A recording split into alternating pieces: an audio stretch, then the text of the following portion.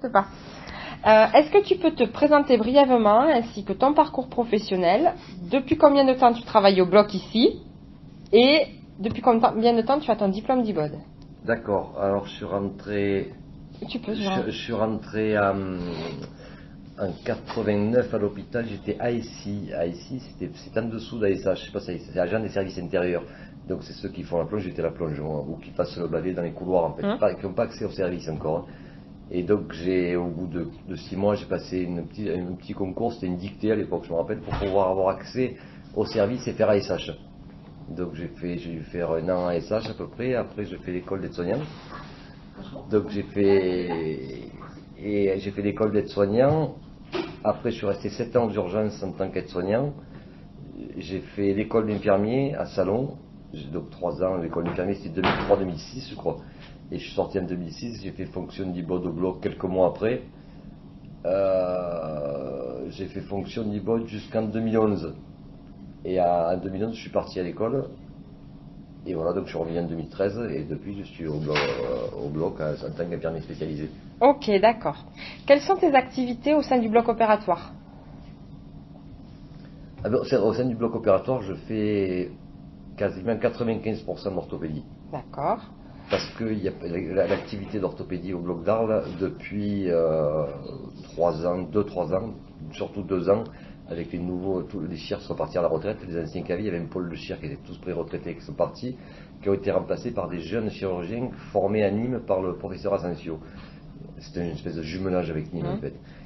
Et donc ils sont arrivés, ils sont très bons parce que la formation de chez Asensio à Nîmes est reconnue au niveau national.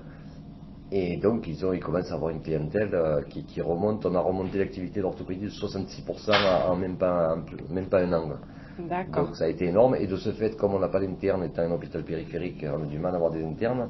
Je fais IBOD référent, pseudo-interne, qui participe à l'installation, qui participe à tout ça et qui forme toutes mes collègues régulièrement. 3 mois, en ce moment c'est établi. J'en ai une qui reste 3 mois avec moi, que je forme. Après c'est une autre, Comme elles prennent des gardes maintenant, il faut qu'elles soient formées sur les actes qu'on peut faire en garde, les enclouages, les prothèses et tout ça. Est-ce que tu effectues, même pas en majorité, mais est-ce que tu as pour habitude d'effectuer à peu près les 3 rôles de l'IBOD sur le bloc opératoire? Si je vais donner un pourcentage, je fais 80% d'aide opératoire, 15% d'instrumentation et 5% de circulant. Ok, d'accord. Du coup, dans combien de spécialités tu interviens? Parce qu'il n'y a pas d'interne. Oui, parce qu'il n'y a pas d'interne. Tu disais que tu faisais 95% d'orthopédie, mais est-ce que ça t'arrive de faire d'autres spécialités? Oui, ça m'arrive surtout en garde. Surtout en garde. Et puis avant d'avoir ce pseudo-statut que j'ai tourné comme tout le monde. Sur les 7 ou 8 spécialités que vous avez sur le bloc? Par affinité, j'allais beaucoup en viscéral, en gynéco, pas trop en ORL, parce que après c'est par affinité. Il y a des gens qui sont là depuis longtemps, qui aiment bien l'ORL, donc ils vont en ORL. Moi je les laisse aller, je ne vais pas leur prendre la place. Et ni en ophtalmo, c'est pareil, c'est des gens qui ont beaucoup l'habitude, c'est toujours les mêmes, ça rassure le chirurgien. Donc, du coup, comment est-ce que tu pourrais te qualifier au sein du bloc opératoire? Même si tu fais que de l'orthopédie, mais avant que tu fasses que de l'orthopédie, comme tu évoluais dans plusieurs spécialités, tu pouvais te qualifier d'infirmier comment? tu peux dire polyvalent. Voilà, c'est exactement ça. Est-ce que avant que tu deviennes plus spécialisé en orthopédie, est-ce que ça te... Mais je suis un des seuls à avoir ce statut-là. Ouais. Tout le monde tourne quasiment partout, quoi. Mais est-ce que ça t'apporte... C'est une démarche de la hiérarchie. Oui. Qui a décidé ça pour le bien, parce qu'en garde c'est 80% d'orthopédie. Oui. Donc pour que tout le monde soit bien formé, ils ont décidé de m'y laisser. C'est pas pour me faire plaisir, oui, non. Pour que ça serve à tout le monde. D'accord. Ça arrange les chirurgiens qui n'ont pas d'interne. Voilà. Donc ils aiment bien avoir un garçon, je suis le seul garçon, donc il faut forcer, installer tout ça, ça les arrange aussi. Donc c'est un compromis qui me plaît, qui les arrange et qui arrange la chefferie, quoi. Quand tu étais plus polyvalent depuis 1 an ou 2, tu es plus spécialisé, mais quand tu étais polyvalent, est-ce que ça t'apportait quelque chose? Ah ben c'est certain que ça t'apporte la sécurité. La sécurité quand moi je reporte toujours aux gardes, parce que quand tu es en garde, tu es livré toi-même. Donc si tu n'as pas été polyvalent à un moment donné ou que tu l'es pas, eh ben, tu es un peu dans la mouise. Parce que si tu as une trachéo à faire en urgence, ou si tu as une plaie de l'œil, ou si tu as une GEU qui saigne abondamment, ou tu as une césarienne code rouge, si tu n'as jamais fait, tu mets un peu en danger quand même les gens. D'accord, donc pour toi... Et surtout, tu angoisses le chirurgien. Oui, donc pour toi, la polyvalence, c'est un atout pour le fonctionnement de votre bloc opératoire. Pendant les gardes. Pendant les gardes, principalement. Pour moi, hein. Oui, non, mais c'est ton sentiment que j'ai besoin que je recherche. Pour moi, parce que j'ai ce statut-là et que je vais jamais dans les autres. D'accord. Donc, de ce fait, je me contente de connaître ce qu'il faut vraiment pour les gardes et pas être en danger pendant les gardes. Donc, je vais pas, par exemple, en urologie, il y a une nouvelle urologue qui vient d'arriver, qui met en place des lasers, qui met en place des trucs que j'ai jamais vu pour eux. Oui, mais qui ne se feront peut-être pas en garde. Ça sera pas du tout voilà, en garde. donc du coup, tu te sens pas. Voilà, tout à fait. Je veux être en garde pour savoir tout ce qui peut m'arriver en garde, il faut que je sache. D'accord. Est-ce que tu connais le terme de polycompétence? Polycompétence, j'imagine que c'est la compétence dans tous les domaines. C'est la compétence dans la polyvalence, en fait. D'accord. Pour toi, la polycompétence, elle pourrait se manifester comment dans ton travail de tous les jours? Par le fait d'être efficient dans toutes les spécialités. Après, j'ai mon avis, comme je t'ai dit tout à l'heure, sur la spécialité. Je pense que pour exceller dans une spécialité, il faut la faire tous les jours. Après, le problème de la polyvalence, c'est que tu peux être bon partout, mais peut-être pas très bon. Voilà, c'est ce que moi je pense. Si tu veux exceller, si tu veux être vraiment toucher du doigt la perfection, c'est que par la spécialité que je pense que tu le feras. Après, tu peux être très bon en tant que polyvalent, mais pour toucher la qualité absolue, je pense pour moi qu'il faut être spécialisé. D'accord. Est-ce que la polycompétence, elle t'apporte quelque chose? Ou elle pourrait t'apporter quelque chose dans la sécurité? Moi, c'est vraiment pour la sécurité pendant les gardes. Et puis on sait que les chirurgiens en majorité seraient pour une spécialité. Ils sont tous contents d'avoir, ils préfèrent avoir, il y en a même qui montent au créneau pour avoir toujours leurs mêmes infirmiers, leurs mêmes. Donc c'est pas un choix des infirmiers, c'est pas un choix des chirurgiens, c'est pas un choix des infirmiers non plus parce qu'ils sont plus en sécurité dans quelque chose qu'ils connaissent. C'est quand même un choix économique la polyvalence, faut pas se leurrer. C'est quand même un choix économique à la base. Ça vient, c'est au-delà de nos sphères. Ça vient de l'ARS, tout ça, qui se rend compte qu'en fait, plus les gens peuvent tourner et aller de partout, plus ça leur fait gagner du pognon, quoi. Plus ils font des économies, pardon de l'expression. Qu'est-ce que représente l'implication pour toi? Alors là, l'implication pour moi, c'est quelque chose que je passe pour un martien quand je dis ça, parce que l'implication, pour être bon et performant, il faut de la motivation. C'est la motivation la première des choses. Et donc, il faut aller au-delà ça c'est vraiment très, très personnel ce que je dis. C'est-à-dire que quand je vais avoir une opération le lendemain où je ne connais pas les ancillaires, je viens sur mon temps personnel parce que j'ai pas le temps de le faire pendant mon temps de travail. Je viens voir les ancillaires, j'appelle le labo, je rentre en contact avec le labo. Chez moi, il m'est même arrivé de faire des expériences avec des étaux, quand je faisais le DIDT, je m'entraînais au DIDT, j'avais mis un verre avec des planches pour passer à travers, pour bien faire des tunnels, parce qu'on n'a pas d'interne, donc c'est nous qui faisons les tunnels.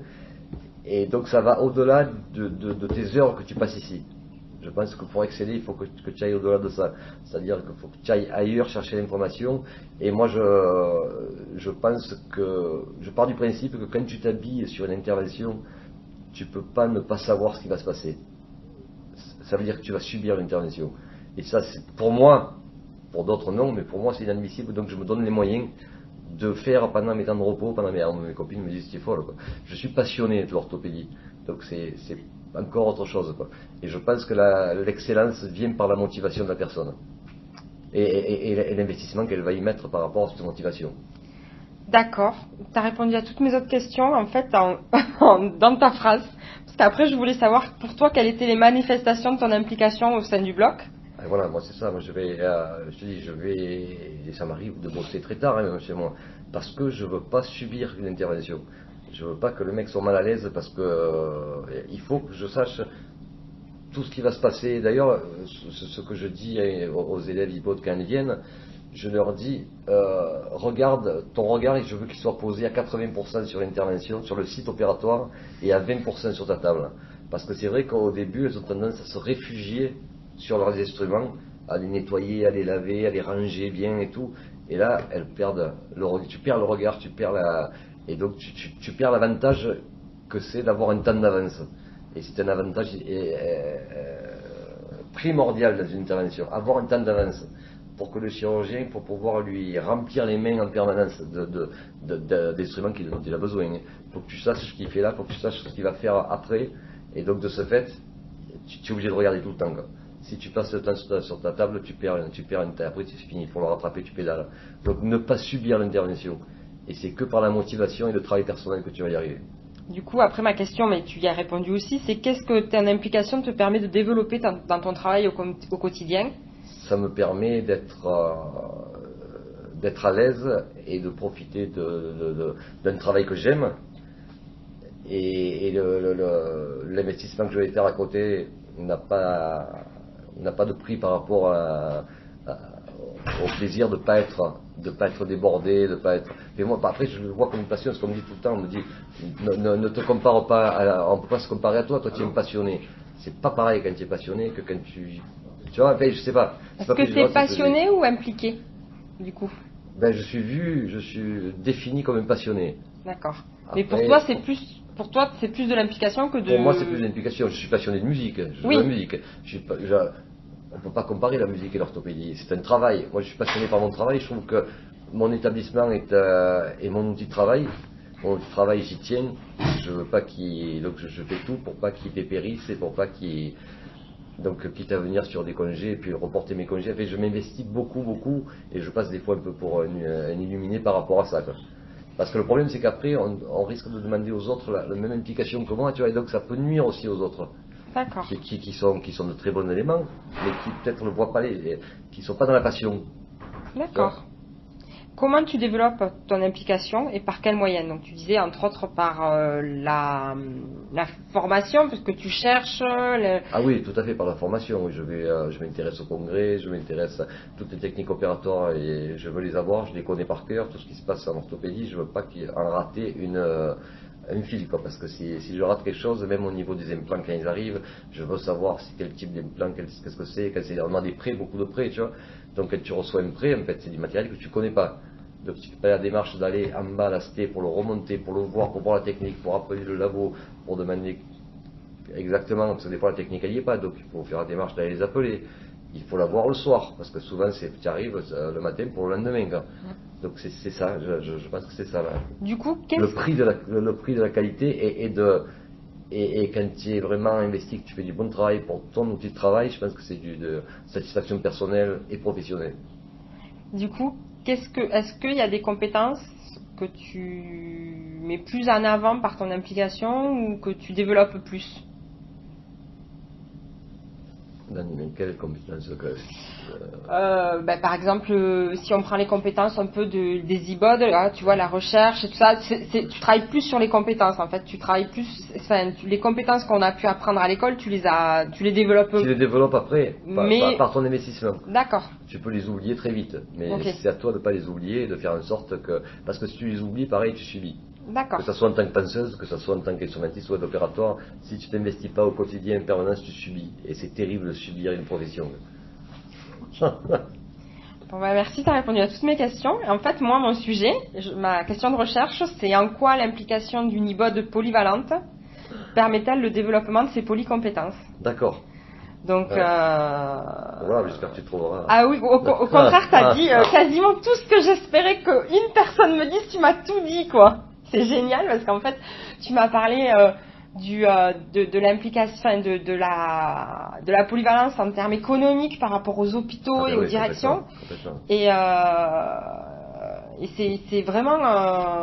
Et à la fois, tu m'as parlé de l'implication. Alors moi, je la voyais... J'avais une image, je me disais qu'en tant que polyvalente, je devais mettre une grande implication pour pouvoir être le plus efficiente possible dans le maximum. Et alors que toi, tu vois l'implication encore dans ta spécialité, puisque tu es plus spécialisé maintenant. Ça va au-delà du lieu de travail, quoi. Voilà. Et en fait, moi, je vois l'implication comme toi, mais moi sur plusieurs spécialités. Tout à fait. Donc, du coup, tout à fait, ça. Mais ça va au-delà. Je suis contente de venir à 8h et de partir à 16h. Ça suffit pas. Non.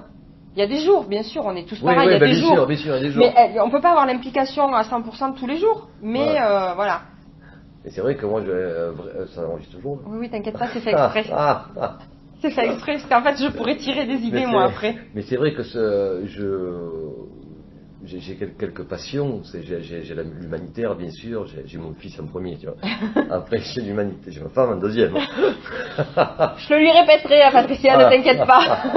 J'y enverrai. Après, j'ai la musique, j'ai l'humanitaire et j'ai l'orthopédie. J'ai mon travail et en particulier l'orthopédie. Donc, c'est vraiment quelque chose qui me plaît. Le reste me plaît, ça me plaît d'être infirmier. Parce que des fois, je me pose 2 secondes et je réalise que je suis un ASH qui a le droit d'opérer. Parce que c'est vrai, je suis rentré comme ASI, comme ASH, et maintenant, et je me rappelle à l'époque quand j'étais au bloc opératoire, les ASH, les aides-soignants et les ASH encore moins, n'avaient pas le droit de rentrer dans la salle d'opération. Donc il y avait des baies vitrées, et je me rappelle très bien regarder les interventions à travers la baie vitrée et me dire un jour tu feras ça. Comme les chanteurs qui te disent un jour je voudrais être à l'Olympia et qui arrive, tu vois. Et voilà, je me suis dit un jour tu arriveras à faire ça, puis j'ai fait aussi ça pour pouvoir partir en humanitaire, parce qu'il prenait que à partir des infirmiers, quoi. Donc, mais j'ai encore ce souvenir-là, quoi. Mais du coup, l'implication que tu mets en orthopédie, quelque part, tu la mets aussi dans les autres spécialités quand tu es obligé d'y aller. Ah oui, tout à fait. Quand je fais quelque chose, je le fais à fond. Voilà. Si demain je suis en viscéral, que je vais faire quelque chose, c'est hors de question que je ne connaisse pas la technique, que je ne connaisse pas tout ça. Ah non, c'est certain. Voilà. Je le mets, je parle d'orthopédie parce que j'y suis quasiment tout le temps. Ben non, mais du coup, après, tu fais, ton implication, elle est quasi égale pour toute spécialité que tu pourrais... Parce que déjà, je te dis que je reviens toujours à l'outil de travail, je veux dire... pour moi, c'est ce qui m'a permis de garder la tête hors de l'eau depuis que j'ai 16 ans, le travail, tu vois. Donc j'ai une forme de respect pour le travail